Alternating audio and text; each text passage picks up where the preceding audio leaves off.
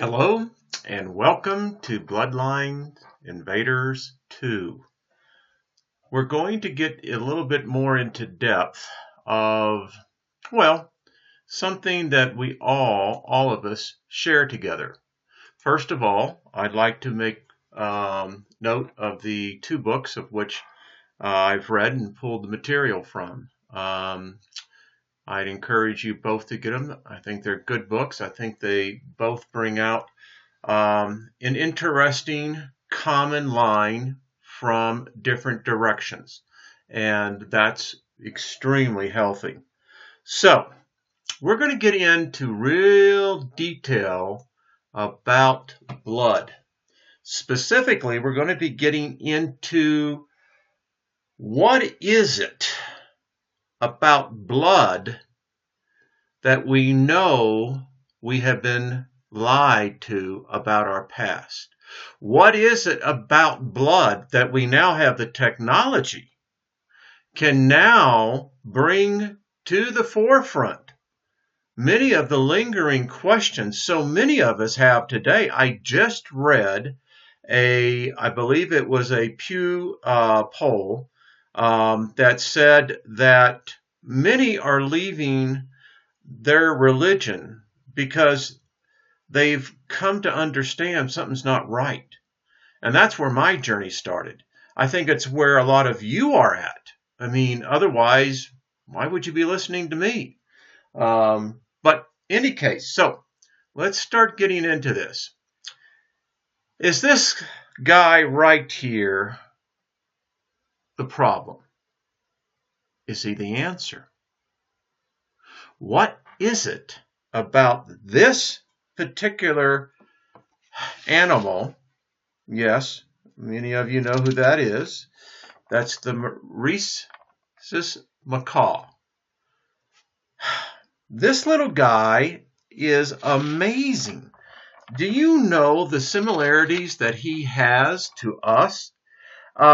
Here's some real interesting thing. He is a part of what they call old world monkeys, predominantly in Asia, by the way. The rhesus macaque in humans, you could say that is our cousin, our relative. And I know that sounds just whoop, whoop, but it's a fact. Did you know that if it wasn't for this little guy, most of the human population would be dead? He is responsible for over 70 different cures because his blood is so much similar to ours. And here's the other thing. That little guy in his DNA sequence has a 93% similarity to us. So we're going to be talking about the Rh factor. The Rh factor, as you can see, was first identified in the blood of a rhesus monkey. Now, that took place, by the way, give me 1 second here so you can have some, by Carl Landsteiner, Nobel Prize-winning physician and biologist. He found that the blood serum is not identical in all humans. Now, that may not register with you right now, but it should, because the fact that not all of us have the same blood serum raises a lot of questions, and we're going to get into those questions. So anyway, he is the reason found, and what you have to understand is that the Rh group has two. You got a positive and a negative. Now, here's the problem with that, folks. You can't have a bloodline that will produce both positive and negative. Doesn't happen. It's impossible. It's one of the things that began to tell us that maybe we're all not from the same place. So here we're going to get into it. There you go. So it really comes down to the antigen. And as you can see here, one has one doesn't. And normally that doesn't present a problem for most of us. As you can see here, you can begin into the different blood types. O, A, B, AB. The most interesting blood type is RH negative O. That, folks, is like, it's the holy mixture. That blood can be virtually transfused to any other blood type. However, an RHO positive cannot give blood to an OH negative. Very interesting. In pregnancy, when we start talking about this, now all the women here know this. It's the very first thing that they do when they test for the mother is the blood type. And as we know, it doesn't typically present a problem if, for instance, the mother is negative and the father is positive. Doesn't particularly present a problem if it's a positive and positive. It's the negative and negative is as I understand it. And so, again, the dynamics to think that there is a blood type that, particularly in pregnancy, can become fatal. Now, they have a shot for it, which remedies that, but it still comes down to this RH factor. Why is it in our blood? And when you look at the world population, you can see right here where the density of the RH negative is at. Now, we're going to be talking more about a region right here in southwest France and Spain called the Basque. They are a very interesting people. I apologize for the bleed out on this, but it basically begins the World Health Organization has mapped this out by each country. I keep talking to you about what the Human Genome Project did. And what it did was rather fascinating because it completely dissected and databased our DNA. And the findings, well, quite frankly, are shocking because it clearly shows something is not right. How is it that all of us, if you're listening to me, your blood, my blood, has the blood of going back past the Neanderthals, and we're going to get into that. We have a race of humans that, quite frankly, they're different than us in a lot of ways. And when you begin to study this deeper, you begin to see how the military, how the powers to be have cultivated this. They have coveted this information. I believe this information goes back millennia, folks. Anyway, let's continue. So, we are all one family, right? Well, maybe not. When we talk about blood cell compatibility, here it is. So, you can see the AB positive, going all the way up to the O negative. Yeah. And this is meaningful. We don't stop and think about this. We really don't.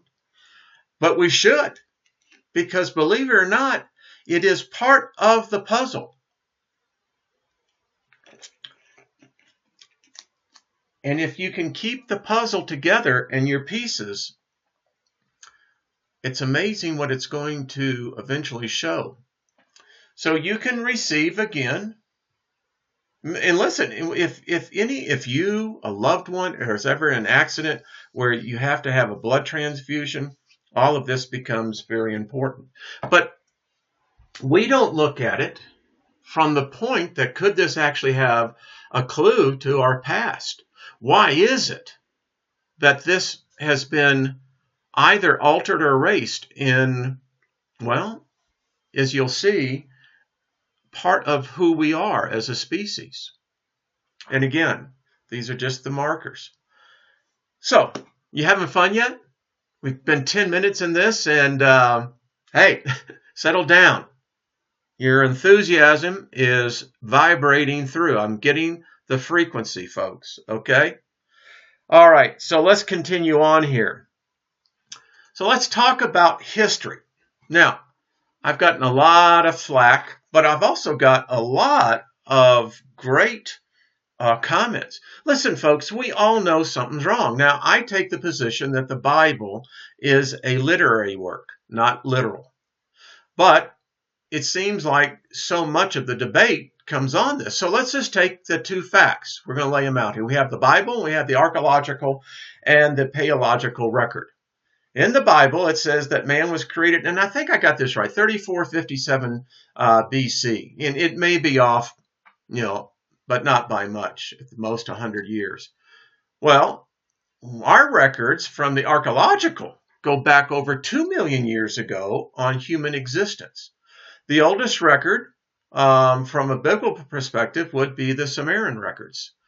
But we have records on, and if you talk a record, and I talk about a record as something that has been physically imprinted, painted, etc., that shows that the individual or society was aware enough to be aware of their place in history.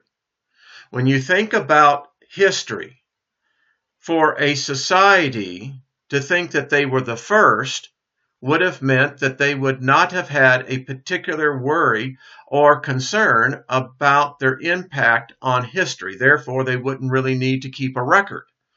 However, if that same society, culture, is in fact aware of, number one, time passing, and that the fact that history may be longer than they are before, and that there will be one after, that's an advanced intelligence, folks.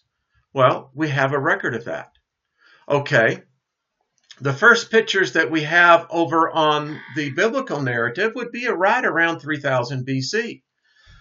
And the archaeological record, we have one that dates back nearly 50,000 BC. In the biblical narrative, all humans came from one race. Well, over on the archaeological side is that all humans did not come from one race. And here's the issue at hand. The evidence is mounting for the argument on the right and becoming very hard to sustain other than by a emotion of faith, which there's nothing wrong with that, but it doesn't negate the facts. And that's what we're dealing with here. So what is wrong here? Well, there's something definitely have to be wrong. So say hello to your family. Cro-Magnon man. Look at him, folks. This is us. Look at those faces. Look at the one down there at the bottom left. He's looking at you. His eyes are saying he knew that there would be something yet behind him. Their blood is in our blood. Each one of these have our blood in us.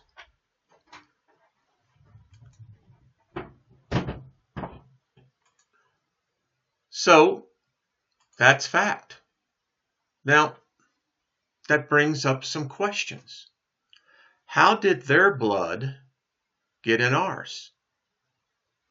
I mean, because if you have the narrative that the world was wiped out except for 7 people, then that would, I guess, in one sense imply that their blood was in that family's blood, right? It's the only way it could get there. Homo erectus, an amazing evolutionary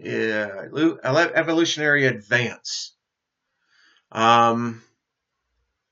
Something happened with them or us.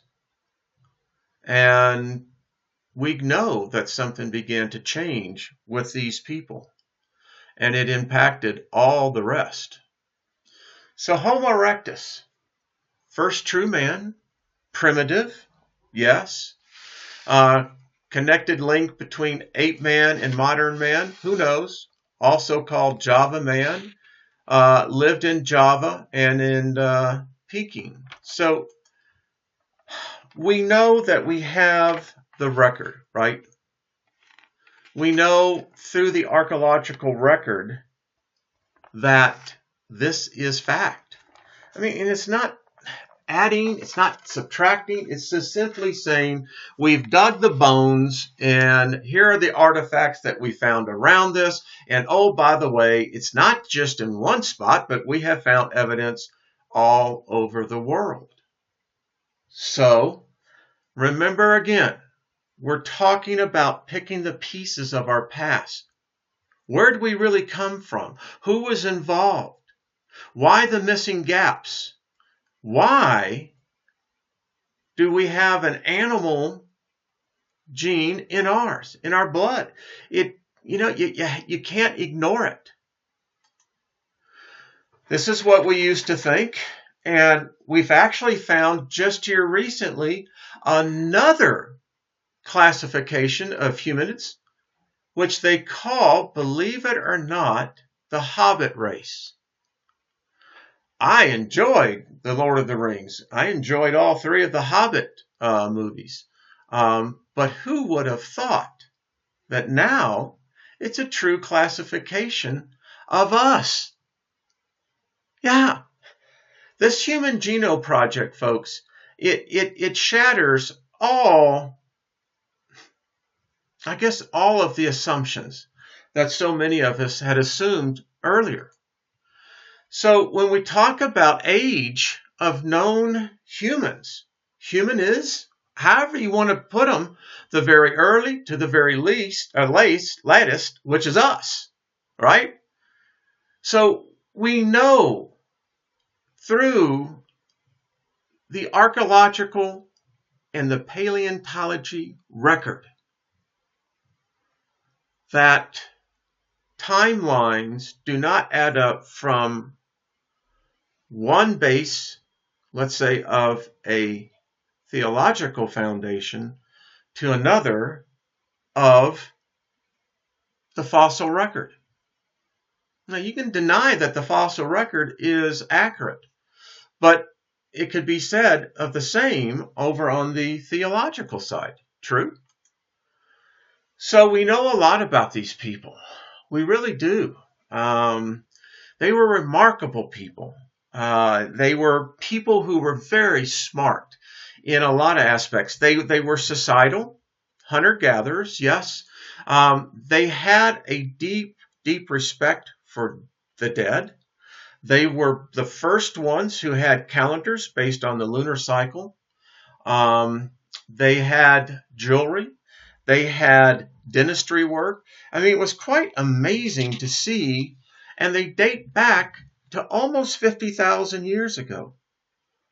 Yeah, it's quite remarkable when you see where these people at. And you know, what we found is that it was thought that that man came forth out of the southeastern part of Africa and spread out. But what we're finding out that that's not the case. What we're finding out, particularly with Cro-Magnon and Neanderthal particularly, these are more European and more Scandinavian. So, and then we get into the Basque people, which we will. Something ain't right here, folks. So humanity is, biologically speaking, is a hybrid species and not one single race. That brings up a whole lot because it talks about the DNA structure, folks, us, and how you can begin to manipulate, add to, subtract particular minute components, mitochondrial DNA. And you begin to see how our geneticists today are now realizing how they did it in the past. When you begin to think that you can begin to take nuclei change one part. Look at this. And you can change everything. You've got to understand where quantum computing is concerned, right? It's this small because it's that powerful.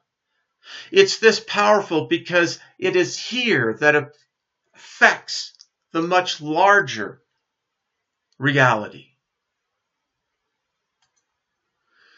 The human species contains substantial quantity of DNA from other hominid populations not classified as Homo sapiens. What's going on here? Timelines aren't adding up. When you look at Cro-Magnon, first discovered 1868, date back nearly 50,000 years ago. They were not savages, had a high respect, as I said, for the dead, taller than most humans at the time, between 5'9" to 6 foot. They had vocal cords, just like you and I, which means that they spoke, sung, and were very intelligent. Isn't it amazing? Now let's talk about the Lascaux paintings. These paintings were discovered about 1940. Just by accident. A young man found them. They had been sealed for tens of thousands of years, which means they were sealed during the Great Deluge. They show a people, Cro-Magnon, aware of who they were.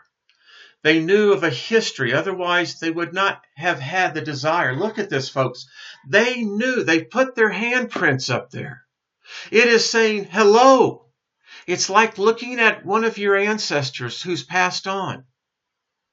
And those eyes, you can hear them saying conversations to you.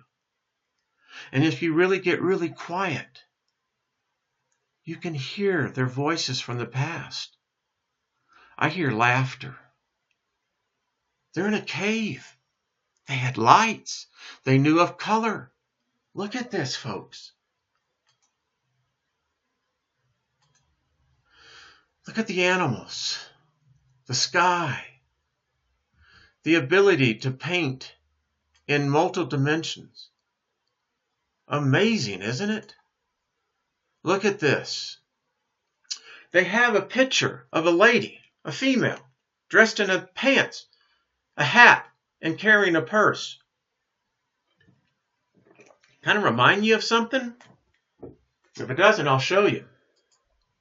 Again, think about this. Folks, it's like you. If you ever put your handprint in concrete. Here, this has outlasted any concrete. But there's a history here. And that's what's important. They did impressions in the rock. Look how beautiful that is. Predates the Bible, folks. Predates all modern religion. All modern religion. Who were these people? They represented a huge leap again in intelligence, in the evolutionary timeline. They knew astronomy. So it gets very interesting because we've now found King Tut's DNA in Western Europe. I call this the land of the gods because, folks, there are many gods. Always have been. Now, you may have a belief that yours is the only one. That's fine. But when you look and you step back and you look at the tapestry of who we are as a species, it's all religions. None are immune. But all of these people predate all of this. There is a hierarchy that happens. The past is not what you have been led to believe. There have been many who have tried to arrange, erase, hide that past. So where is our past? That is the question. Where is our past? Is it here? There seems to be a lot of breadcrumbs that lead to just such a conclusion. Is this us? And don't go screaming out of here, but we have to take this seriously. Is it still being done? Cro-Magnon has shown that there is something that happened. There is something. Is this where the RH factor is from? Do the Anunnaki actually exist? Could there be timelines? For instance, I had one that caused a lot of controversy. All it was a hypothesis, a what if. And hear me out on this. So if you've read the Bronze books, the Colburn Bible, it's a record of the Egyptian scribes. And it talks about a time of a passing. Now, the passing took hundreds of years. That's the first thing you have to understand. It wasn't an overnight event. If you read the Bronze book, it is not it was here Thursday, and then next Friday it went like this. And oh, by the way, on Monday, you would not believe what happened in the sky. No, no, no. Come on.